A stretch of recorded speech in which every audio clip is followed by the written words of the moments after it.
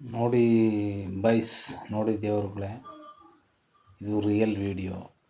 ಯಾಕಂದರೆ ಈ ದೇಶದ ಜನತೆ ಈ ದೇಶದಲ್ಲಿ ಬದುಕಬೇಕಂದ್ರೆ ತುಂಬಾ ಕಷ್ಟ ಇದೆ. ಸಾರ್ವಜನಿಕವಾಗಿ ಬಡ ಜನರಿಗಿಂತ ಕಡಿಮೆ ಇರ್ತಕ್ಕಂಥ ಜನರು ಬದುಕಬೇಕಾದ್ರೆ ತುಂಬ ಕಷ್ಟ ಇದೆ. ಯಾಕಂದರೆ ಯಾವುದೇ ಅಧಿಕಾರಿ ಆಗಲಿ, ಯಾವುದೇ ಹೋಗಲಿ, ಒಬ್ಬ ಬಡವನು ಹೋದ ಅಂದರೆ ಅವನು ಕ್ಯಾರೇನೂ ಮಾಡಲ್ಲ. ಒಬ್ಬ ಬಡ ರೈತ ಅಂದ್ರೂ ಸುತ ಅವ್ನಿಗೆ ಅಲೋಡೇ ಇಲ್ಲ. ಈ ದೇಶ ಏನು ರೇಂಜಲ್ಲಿ ಮುಂದುವರೆದಿದೆ ಅನ್ನೋದಕ್ಕಿಂತ ಯಾವ ರೇಂಜಲ್ಲಿ ಹಿಂದುಳಿದಿದೆ ಅನ್ನೋದನ್ನು ಯೋಚನೆ ಮಾಡಬೇಕು. ಅವತ್ತು ನಾಲ್ವಡಿ ಕೃಷ್ಣರಾಜ ಒಡೆಯರು ಅವರ ಸ್ವಂತ ದುಡ್ಡಲ್ಲಿ, ಅವರು ಸಂಪಾದನೆ ಮಾಡಿದ ದುಡ್ಡಲ್ಲಿ ಕೃಷ್ಣರಾಜ KRS ಡ್ಯಾಮನ್ನು ಕಟ್ಟಿಸಿದ್ರು.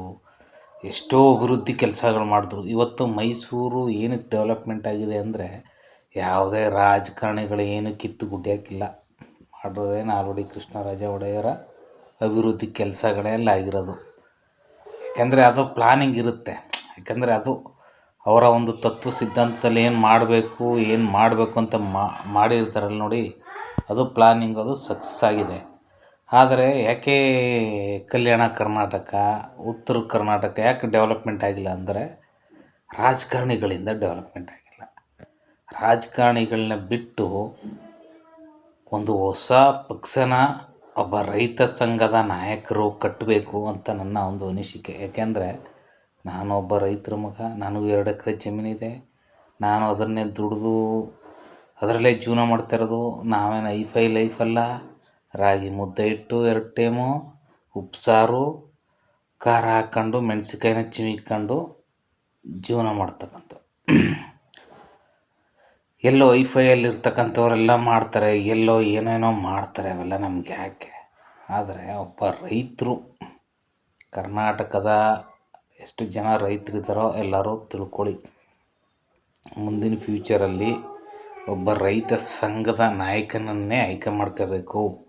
ಯಾಕೆಂದರೆ ಒಂದು ಒಳ್ಳೆಯ ರೈತ ಸಂಘದ ನಾಯಕ. ಯಾಕಂದರೆ ಅವನು ಕಾಂಟ್ರವರ್ಸಿಯಾಗಿ ಎಲ್ಲೆಲ್ಲೋ ಕೈ ಆಡಿಸೋ ಅಂಥ ಅವನಲ್ಲ. ಆನೆಸ್ಟ್ ಅಂಥ ವ್ಯಕ್ತಿನ ಆಯ್ಕೆ ಮಾಡ್ಕೊಂಡು ಮುಂದಿನ ನೆಕ್ಸ್ಟ್ 2028 ಚುನಾವಣೆಗೆ ರೈತ ಸಂಘದ ನಾಯಕರನ್ನೇ ಆಯ್ಕೆ ಮಾಡೋಣ. ಒಂದು ಹೊಸ ಪಕ್ಷ ಕಟ್ಟೋಣ. ಒಂದು ಒಳ್ಳೆ ಜನರಿಗೋಸ್ಕರ, ಜನರಿಗಾಗಿ ನಡೆಸಲ್ಪಡುವ ಸರ್ಕಾರ ಅಂತ ಹೆಸರು ಪಡ್ಕೊಳ್ಳೋಣ. ಇದು ನನ್ನ ಅನಿಸಿಕೆ, ಅಭಿಪ್ರಾಯ. ನಿಮಗೇನು ಅನಿಸಿದೆಯೋ ಏನು ಗೊತ್ತೋ ನನಗಂತೂ ಅರ್ಥ ಆಗ್ತಾಯಿಲ್ಲ. ಯಾಕಂದರೆ JCB ಅಂದರೆ ಗೊತ್ತಾ? ಜನತಾದಳ, BJP, ಕಾಂಗ್ರೆಸ್ ಎಲ್ಲರೂ ಏನು ಮಾಡ್ತಾರೆ ಅಂದರೆ ಅದನ್ನೇ ಮಾಡೋದು. ಕಾಂಗ್ರೆಸ್ಸಲ್ಲಿ ಇವತ್ತು DK ಶಿವಕುಮಾರ್ ಸಾಹೇಬರು ಏನು ಮಾಡ್ತಾರೆ, ಅದನ್ನೇ ನಾಳೆ ಬೇರೆ ಮುಖ್ಯಮಂತ್ರಿ ಬಂದರೂ ಮಾಡೋದು. ಅದನ್ನು ಬಿಟ್ಟು ಇವರು ಏನೂ ಮಾಡೋಕ್ಕಾಗಲ್ಲ, ಏನೂ ಕಿತ್ತರ್ದಾಕೋಕ್ಕಾಗಲ್ಲ. ಅದನ್ನು ಅರ್ಥ ಮಾಡ್ಕೊಳ್ಳಿ. ಯಾಕೆಂದರೆ 500 ರೂಪಾಯಿಗೋ ಒಂದು ಕ್ವಾರ್ಟ್ರು ಎಣ್ಣೆಗೋಸ್ಕರ ಓಟನ್ನು ಮಾರ್ಕೊಳ್ಳೋಕೆ ಹೋಗ್ಬೇಡಿ ಯಾರೂ. ಅದಂಥ ಒಂದು ವಸ್ತು ವ್ಯವಸ್ಥೆ ನಮ್ಮ ಕರ್ನಾಟಕದಲ್ಲಿ ಹೋಗಬೇಕು. ನಾವು ಮುಂದಿನ ಫ್ಯೂಚರಲ್ಲಿ ಒಂದು ಒಳ್ಳೆತನ, ಒಳ್ಳೆ ಜನ, ಒಳ್ಳೆ ಅಭಿಪ್ರಾಯ. ಯಾಕೆಂದರೆ ಇವತ್ತು ನಮಗೂ ಒಂದು ಕೆಲಸ ಆಗಬೇಕು ಅಂದರೆ, ಒಂದು ಸಣ್ಣ ಕೆಲಸ ಆಗಬೇಕಂದ್ರೆ 500,000 ಕೇಳ್ತಾರೆ. ಯಾಕಂದರೆ ನಾವು ಮಾಡೋದೇ ಕೂಲಿಗೆ 500 ರೂಪಾಯಿ ಕೂಲಿಗೆ ಹೋಗ್ತೀವಿ. ನಾವು ಒಂದು ಸಣ್ಣ ಕೆಲಸಕ್ಕೆ ಒಬ್ಬ ಅಧಿಕಾರಿಗೆ 500,000 ಕೊಡಬೇಕು. ಈ ಪರಿಸ್ಥಿತಿಲಿ ಕರ್ನಾಟಕ ಇದೆ ಅಂದರೆ ಕರ್ನಾಟಕನ ಉಳಿಸ್ಬೇಕಾದ್ದು ಯಾರ ಕರ್ತವ್ಯ ಅಂದರೆ ನಮ್ಮ ಕರ್ತವ್ಯನೇ. ಯಾಕಂದರೆ ಯಾವ IR ಆಫೀಸರು, AS ಆಫೀಸರ್ ಮಕ್ಕಳು ಯಾರೂ ಉಳಿಸಲ್ಲ.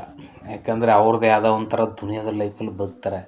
ಉಳಿಸ್ಬೇಕಾಗಿರೋದು ರೈತರ ಮಕ್ಕಳು, ಬಡ ಕಾರ್ಮಿಕರ ಮಕ್ಕಳೇ ಉಳಿಸ್ಬೇಕು. ಅದನ್ನು ಅರ್ಥ ಮಾಡ್ಕೋಬೇಕಾಗದ್ದು ಯಾವನಿಗೆ ಹೋಗಿ ಜೈಕಾರ ಕೂಗೋದಲ್ಲ, ನಮಗೆ ನಾವೇ ಜೈಕಾರ ಕೂಗ್ಕೊಂಡು ಹೋಗ್ಬೇಕು. ಇದು ಲೈಫು. ಯಾರೋ ಬಂದ ಜೈಕಾರ ಕೂಗೋ ಅನ್ನೋದಲ್ಲ, ನಮಗೆ ನಾವೇ ಜೈಕಾರ ಕೂಗ್ಕೊಂಡು ಹೋಗ್ಬೇಕು. ಇಲ್ಲಾಂದರೆ ನಮ್ಮನ್ನು ತುಳಿದು ಬಿಡ್ತಾರೆ. ಇದನ್ನು ಅರ್ಥ ಮಾಡಿಕೊಂಡು ನಾನು ವಿಡಿಯೋ ಮುಗಿಸ್ತಾಯಿದ್ದೀನಿ. ನಿಮಗೆ ಇಂಟ್ರೆಸ್ಟ್ ಇದ್ದರೆ ಲೈಕ್ ಮಾಡಿ, ಕಮೆಂಟ್ಸ್ ಮಾಡಿ, ಶೇರ್ ಮಾಡಿ. Thank you very much.